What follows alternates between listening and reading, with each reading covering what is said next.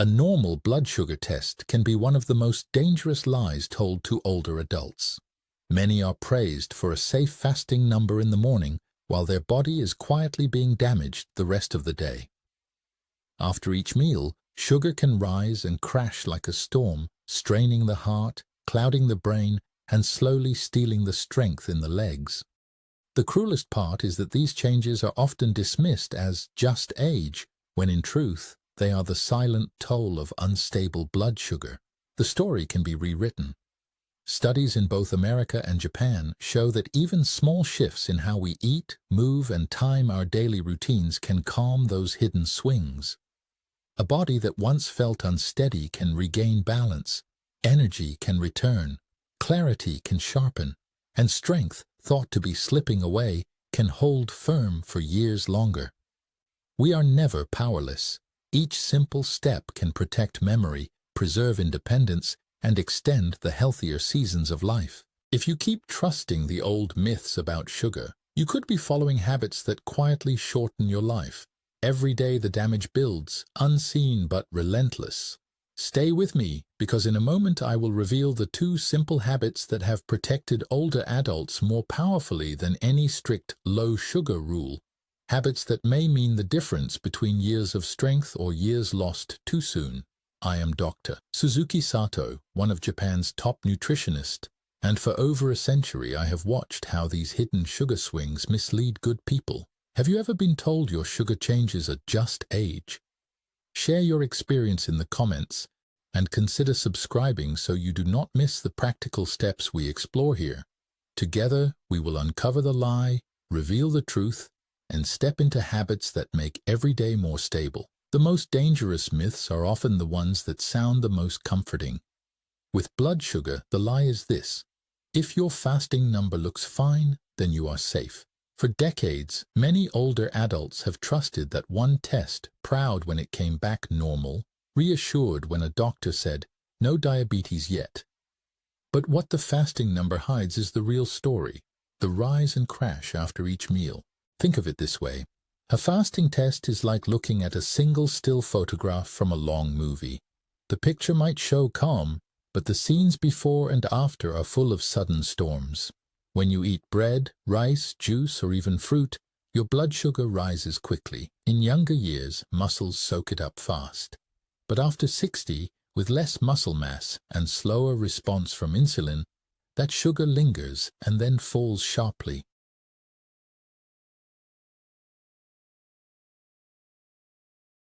Yet because the fasting number still looks okay, they are told everything is fine.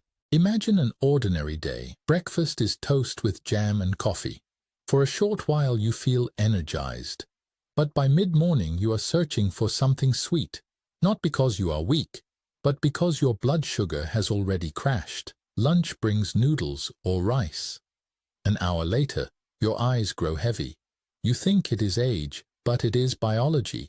Blood sugar rising too high, then falling too low. These swings chip away at independence silently, long before diabetes is ever diagnosed. Have you felt this before? Alert one moment, foggy the next, after a simple meal. Share it in the comments. Your story might be exactly what helps another person recognize their own pattern. The body was never meant to live on sharp peaks and deep valleys. Our blood sugar is designed to flow like a calm river, not crash like ocean waves. But after 60, the balance is fragile. Muscles shrink, activity slows, and the pancreas tires of pumping out insulin. Even ordinary meals can act like floods on a weakened levee. The real problem is not always the food itself. It is the order, the portion, and the body's diminished ability to handle sudden surges. Here is where hope begins. Scientists in both the United States and Japan are now focusing less on fasting numbers and more on time in range, how many hours each day your blood sugar stays in the calm middle zone. Seniors who keep their sugar steady, even without perfect averages, show stronger hearts, clearer thinking, and steadier moods. This shift in science matters because it means protecting independence does not require perfection. It requires smoother rhythms. Before we move to the next part, Hold this truth. What happens in the hours after meals is more important than the number you see in the morning. Stay with me, because in just a moment I will show you the hidden barrier that keeps these spikes so high, and why most older adults never hear about it. Miss that, and the solutions I give you later will never work as well. Before we can fix the sugar swings that weaken memory, heart, and independence, we must first address a hidden barrier. If we skip this, every solution later will work only halfway. The barrier is speed. After 60, sugar enters the bloodstream too quickly for the body to handle, and the tools we once relied on, muscle strength, quick insulin response, are no longer enough to slow it down. Picture this: water rushing onto dry soil. If the ground is healthy, the rain soaks in slowly and nourishes the roots. But if the earth is thin and cracked, the water slides away in torrents, leaving little behind. That is what happens when our meals begin with starch or sweets on an empty stomach. Sugar floods in too fast, the pancreas scrambles to catch up, and soon after we feel drained and foggy.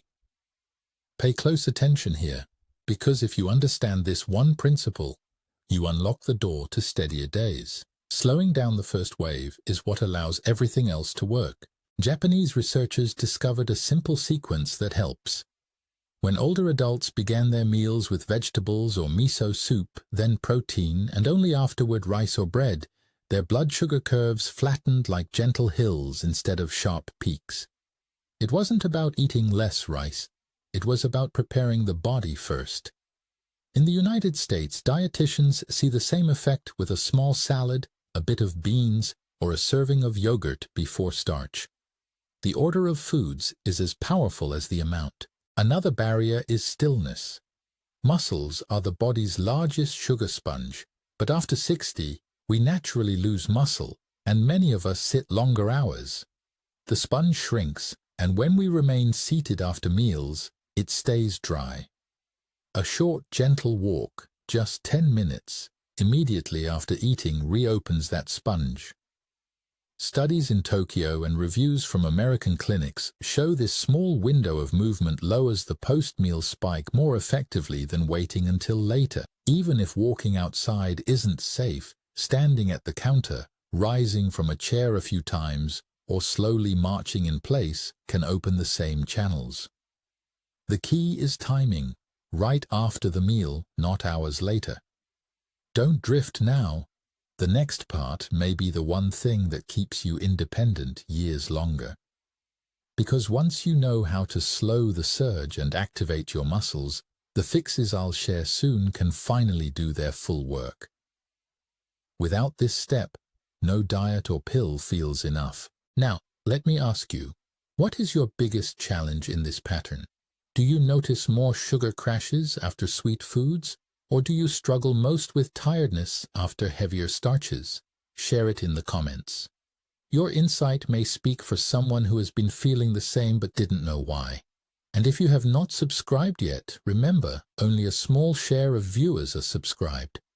Subscribing lets us keep bringing you practical, respectful tools for steadier health every week. Hold this picture in your mind: the meal that begins gently, the short walk that follows. This is the foundation. In just a moment, I will reveal the 2 daily habits that work with this foundation to keep sugar steady, energy brighter, and independence protected. Stay with me, because these are the keystones that make all the other advice easier. Now that we have slowed the sugar surge and opened the body's sponge with gentle movement, it is time to uncover the 2 daily habits that give the biggest return. These are not extreme diets or expensive supplements. They are simple rhythms you can use in any kitchen, Japanese or American, and they have kept many older adults steady well into their 80s and 90s. The first habit is order and pairing. Food is not only about what we eat, but the sequence in which we eat it. When vegetables or a light soup come first, then protein, and finally starch, the rise in sugar is gentler. Think of it like laying down soft padding before placing something heavy on the floor. The padding absorbs the force. Vegetables and protein absorb the impact, slowing digestion and giving insulin a fair chance. This is worth hearing twice. You do not need to ban rice, bread, or noodles. You need to guide them into your body in the right order with the right companions. In Japan, a small bowl of greens with sesame, then tofu or fish, and rice last has been shown to reduce spikes. In the United States, a salad before dinner or eggs before toast works in the same way. It is not about denial. It is about design. The second habit is immediate post-meal movement. This does not mean exercise in the way many imagine. You do not need a gym, weights, or long walks outdoors. It means simply standing and moving within minutes after finishing a meal. A 10-minute stroll in the hallway, a slow climb of stairs, even repeated sit-to-stands from a chair, all of these signal muscles to open their doors and pull in sugar directly without waiting for insulin to shout louder. Research in both Tokyo and Boston confirms this simple ritual blunts the peak more than almost anything else. Stay with me here, because this is the hinge that makes everything else work. The difference between sitting and standing after a meal is like the difference between shutting a door and leaving it open. Muscles are the open door. When they contract, sugar flows inside safely, instead of lingering in the bloodstream.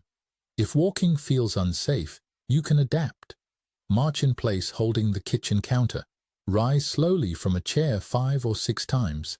Even standing to wash dishes right away helps. The key is not intensity, the key is timing. Many people ask, should I snack all day to keep sugar steady? This is one of the dangerous lies. For most older adults, grazing keeps insulin high all day, tiring the pancreas and leaving less rest for the body. When you use order and post-meal movement instead, you gain steadiness without constant eating.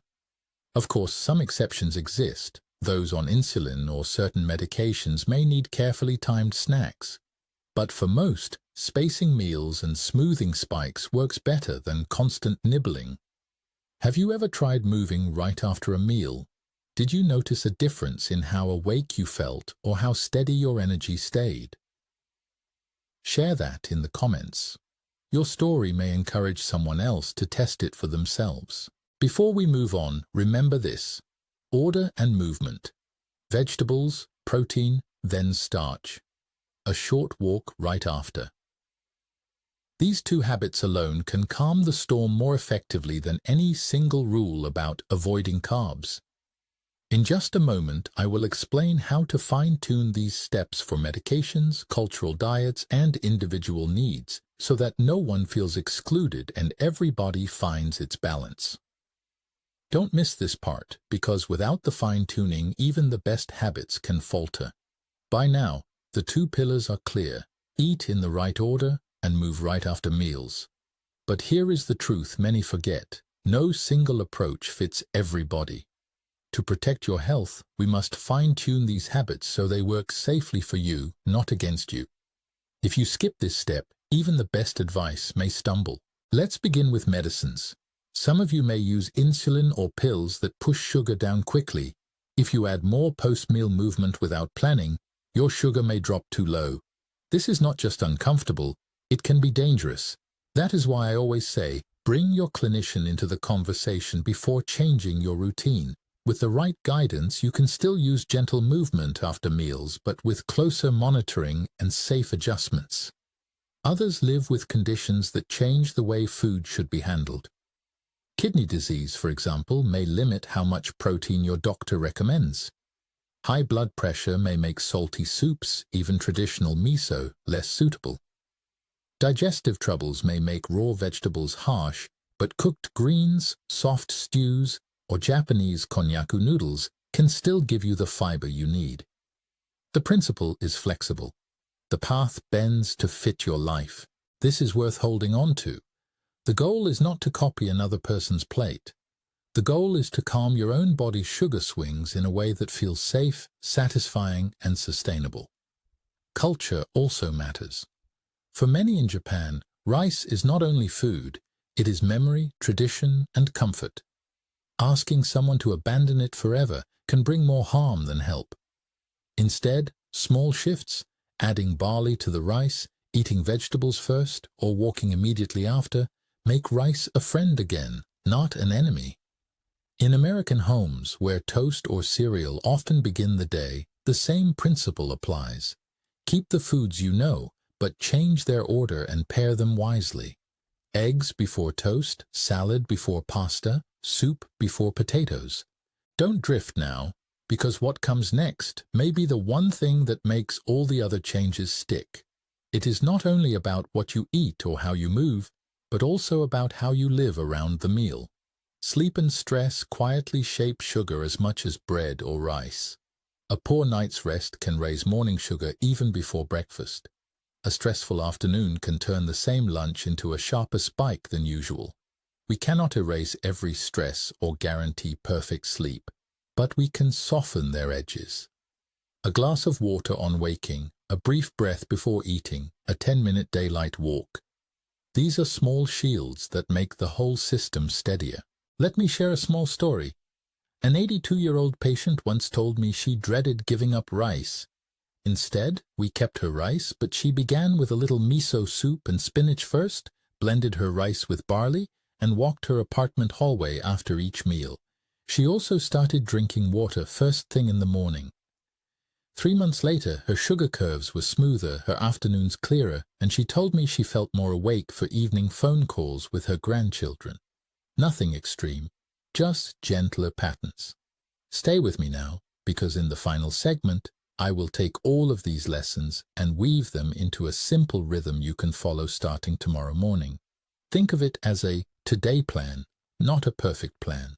Miss this last part, and you may miss the easiest way to make everything you have learned real in daily life. We have covered the hidden danger of blood sugar swings, the barrier of speed, and the 2 daily habits that calm the storm. But knowledge alone does not steady your body. It is how we weave it into ordinary days that makes the difference.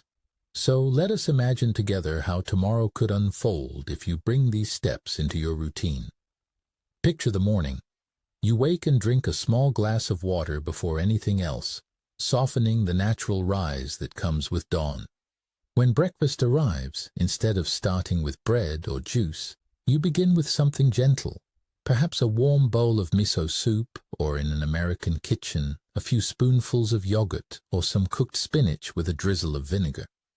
Then comes your protein, maybe an egg, tofu, or a piece of fish. Only after that do you enjoy your rice, oats, or toast. Already the stage is set for steadier energy. After the meal, instead of sinking into a chair right away, you give your muscles a signal. You might walk 10 minutes down the hallway, stand to wash the dishes, or simply rise from your chair a few times with steady breaths. The movement is short, but it opens the doors for sugar to enter the muscles smoothly. By mid-morning, instead of fog and cravings, you feel alert and capable. Lunch and dinner follow the same rhythm. Vegetables or soup first, protein second, starch last. Between meals, you resist the old lie that grazing all day keeps you steady. Instead, you let your body rest between meals, allowing insulin to drop and recover. If you need a snack because of medication or low weight, you choose it thoughtfully: yogurt with fruit, a handful of nuts, or a small bowl of edamame, always paired to soften the sugar rise. Don't drift here, because this might be the one part that makes tomorrow easier than today. The goal is not to be perfect every time. The goal is to repeat the rhythm more often than not. Small steps, repeated, build patterns stronger than willpower. Evening arrives, and here lies another quiet opportunity.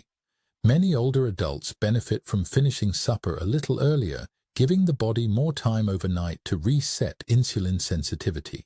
For some, this might mean moving dinner back by half an hour. For others, it could mean keeping supper lighter, more vegetables and protein, a smaller serving of starch. Followed by a short walk, this closes the day with calm rather than strain. In this way, one day begins to shape the next. Water on waking, vegetables and protein first, starch last.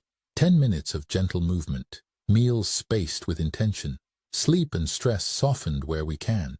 The pieces link together like stepping stones across a stream. Now I want to hear from you.